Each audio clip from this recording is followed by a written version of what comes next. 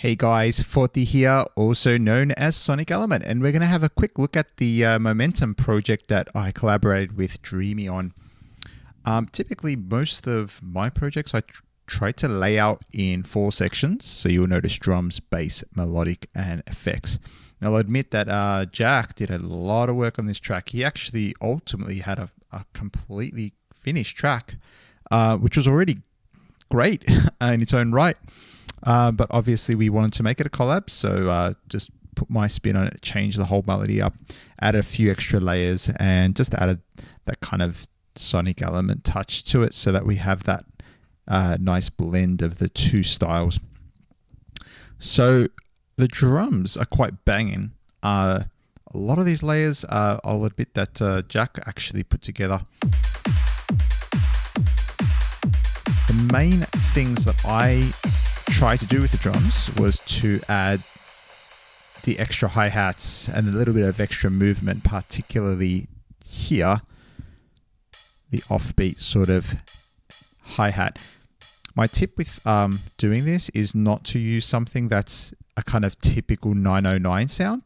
I would sort of suggest something that sounds a little bit different, which is what I've done with that. And there's a few extra layers here. There are some sort of additional hats that are hitting 16th notes. So we might move straight to the bass line where it gets kind of more interesting. Here's where I really started tweaking a lot. I think the main thing I wanted was for the bass line to be very short and punchy. So you notice a sub bass. It's a massive instance. And I'm pretty sure I reprogrammed this whole sound. The logic here was to have something that's just really biting and fast. And as you can see, there's an envelope on the filter here. It's quite fast. I find that doing this, you get just that little bit more movement, and the tune moves. It just moves faster, even though at the same tempo, you still notice those 16th notes. This was a really big layer that Jack had, and he EQ'd quite dramatically, which I thought was really cool. He certainly is more liberal with, like, he's more easygoing with the EQ than I am. So it was really kind of cool to see what he had done, and he actually got a really cool sound. He shaped the sound so much. Now I've got a few more layers of sort of 16th notes. This is a really cool sound. I think it's a Spire or Serum. Sorry, my bad. Bunch of wavetables there going a bit nuts.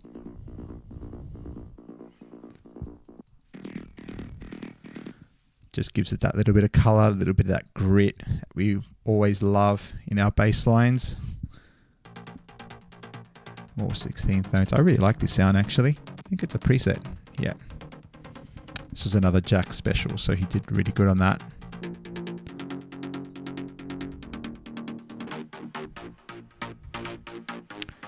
And here is an additional area where I started getting a bit kind of involved, you can say.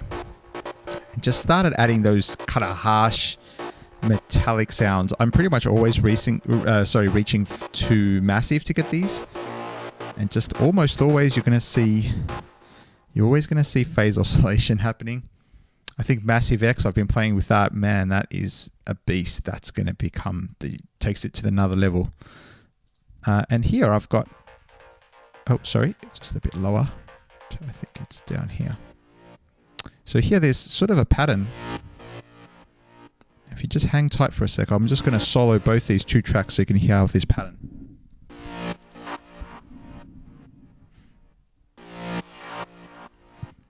And this actually adds just a bit of movement. They're both massive instances again, lots of phase oscillation, phase modulation, I should say, sorry. And if we just have a listen.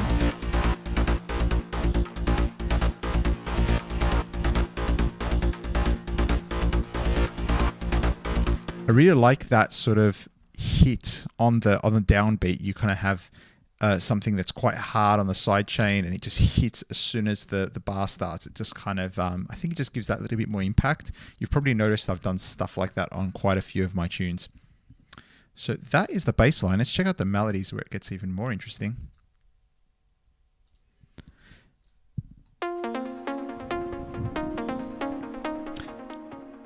Now, lots of these layers Jack had already come up with, which was really cool. He had some really nice ideas. These vocal chops are clearly me. You probably know this.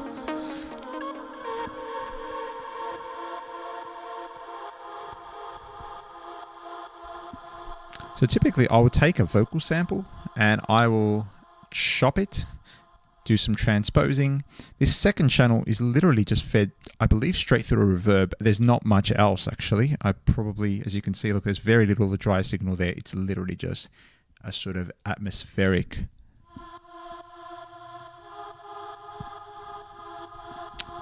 So moving on, let's check out what else we've got here. There are lots of layers on the main melody, which is, I think, kind of interesting. I think we should check that out. So if we scroll down, there's a lot of layers. And I think what's really interesting about this, I think something I learned from Jack on this was, so he's grouped, this is a pad, so I apologize. Let me scroll down a bit. Pluck lead. And it should be the leads, this section here. So the interesting thing that I'd never used this effect before, and it's free, so you can check it out. It's by Exfo Records, that Steve Duda, who does Serum. He has a plugin called OTT, which actually stands for over the top compression. It's a multi-band compressor and it's really aggressive. And Jack used this quite a bit all over the place. I toned it down a tad, but I actually still love what it does. Let's have a listen to it. This sound. I'll turn it off. And even if I compensate for that extra bit of volume, I'm thinking I'm going to push the outgainer down a little just so we can be fair.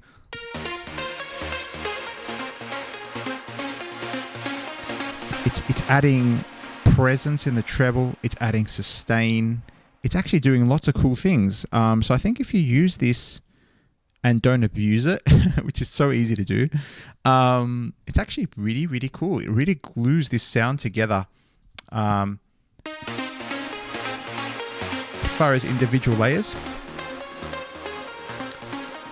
these are lots of the sort of sounds that I added along with what Jack had. He has some really good sounds here. Just lots of massives.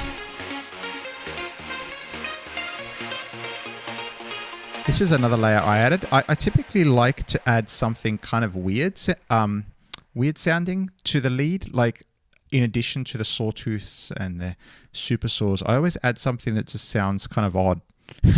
And this again would be just phase modulation.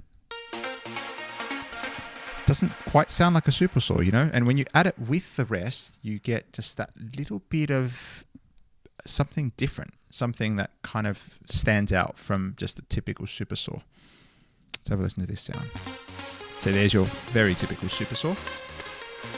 And Spire doing lots and lots and lots of voices.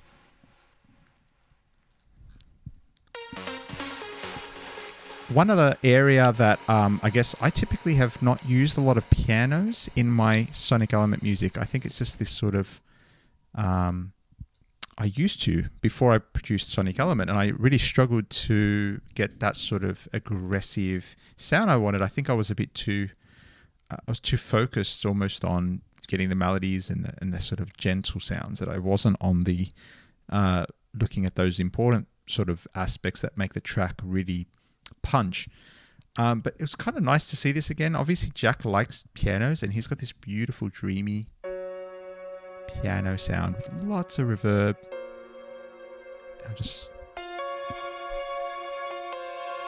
He's just totally smashed, and kind of is part of his signature sound. I think initially I toned it down and we chatted, and he said, you know what, you've probably removed some of that awesome sustain. And when I listened, he was actually right. You know, I'd so toned down the compression, and it sounded just kind of like a regular piano with reverb.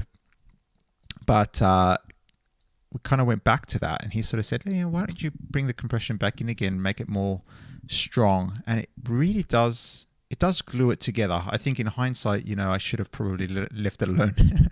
But we brought it back to what it should be.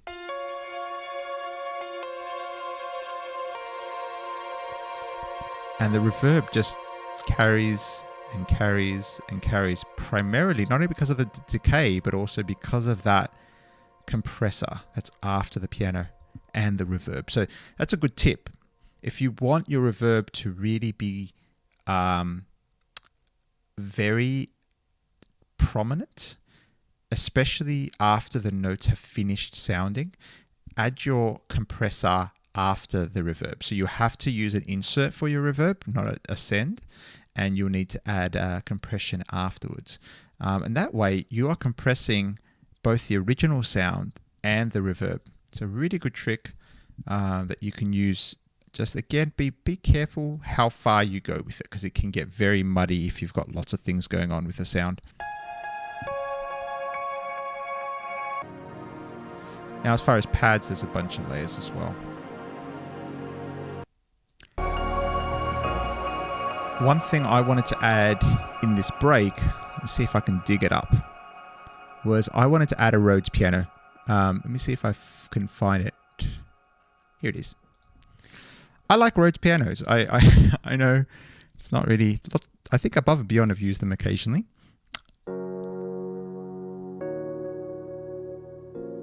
This is just the one that comes with Ableton. It's not actually the best Rhodes in the world, but it does what I wanted it to do, which is it just gives kind of a bed almost for all these sounds to lie on.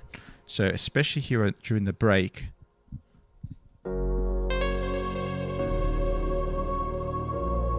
if I turn it off, you hear it sort of sounds a bit bare. There's just those chords, just kind of, it also keeps the, although there's not a lot of rhythmic elements going on, it kind of keeps you grounded. You know where the beat is, because every couple of beats, every 4 beats or so, you hear a chord. So it keeps you knowing where the beat is, in case you do lose that. So as far as effects, there's just lots and lots of sort of small little build-ups, big build-ups, and things like that. Let's have a listen to some of these.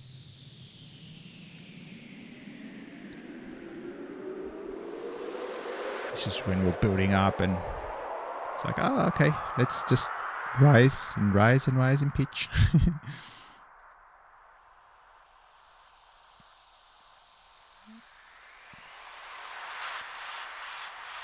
There's lots of cool little things going on all over the place. I think this is such an important part when you're producing.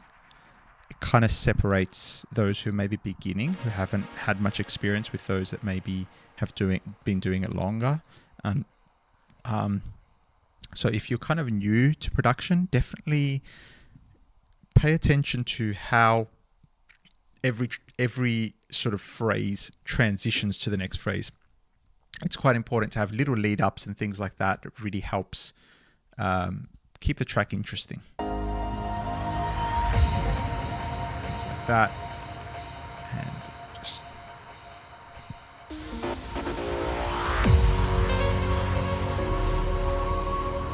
you hear those sort of noise coming down slowly. This was a cool sound that Jack had. It was just kind of just a chord, atmospheric sort of chord that he kind of has in the background. You'll hear it if you listen carefully. In the beginning, it's just kind of like, ooh, something's happening. Something eerie. Oh no. Something like that. So what else do we have towards the bottom? Some noise sweeps.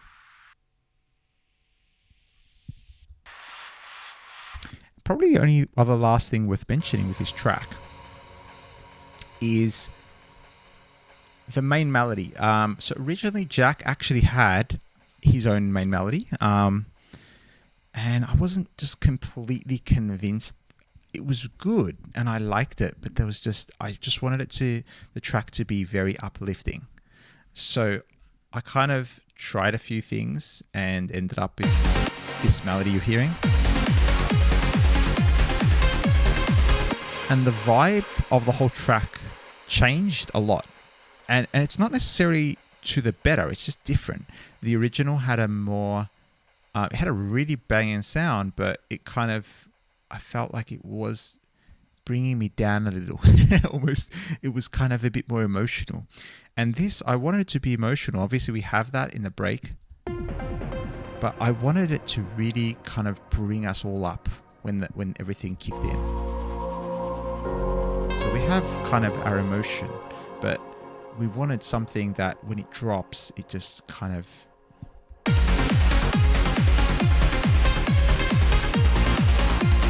And there's this little hook that you're listening for that, you know, that little couple notes that just kind of repeats in different ways.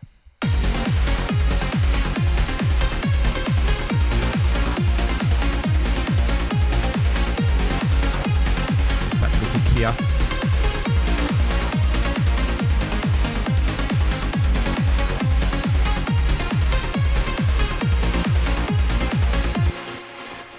Probably one of the most interesting things on this track is just how thick that sound is. I think it's probably one of my favorite leads of any of the tracks I've worked on. And I think a big part of that is thanks to Jack. He just had already a couple of awesome layers, and all I had to do was supplement those and sort of come up with the melody that at least I had in my mind, which luckily Jack liked. But he already had a great sound to start with, and I just wanted to bring it out a little bit more. But yeah, this project was heaps of fun to work on. I'm not normally an Ableton Live guy, so this was my probably second complete production in Ableton Live. The other one was also a collaboration, which was it wasn't even a trance track, the other one. So yeah, it was kind of a good experience. Ableton's come a long way since I last used it. On version 10, there's just so many improvements.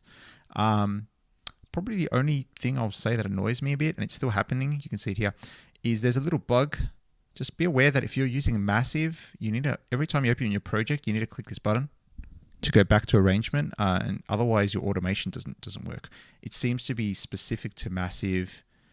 I think it only happens on Massive, but it's bit me a few times where maybe I open the project and render it, but forget to hit that button, and all of a sudden all my leads are missing. So that's a little life lesson. But this was a pretty brief overview. I hope you guys enjoyed it anyway. And I hope you guys like the track. We're really excited about it. I'm really super excited to be working with Daniel Kandi and Always Alive. It's awesome label. I've always looked up to Daniel Kandi, so it's been such an honor, and it's been amazing working with Jack. We'll hope to definitely do it again in the near future, so keep an eye out for more tunes. Otherwise, I hope you guys have an awesome weekend, and I'll catch you on the next one.